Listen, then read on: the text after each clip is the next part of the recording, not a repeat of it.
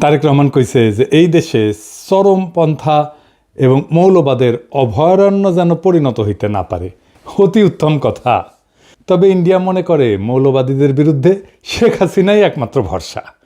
India today একটা নিবন্ধ ছাপিছিল 2022 সালে। 2016 সালে বামেরাও বলতো দেশের বড় শত্রু মৌলবাদ।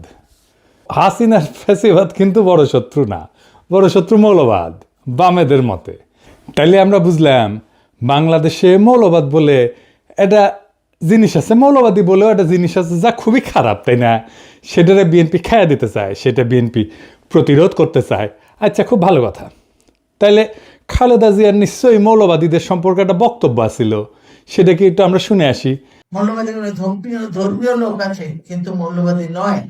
তারা বাংলাদেশকে ভালোবাসে, তাদের অবদান আছে দেশের জন্য এবং তারা দেশকে রক্ষা করতে চায়। তার মানে খালেদা জিয়ার বক্তব্যের বিরুদ্ধে দাঁড়াইল তারেক রহমান।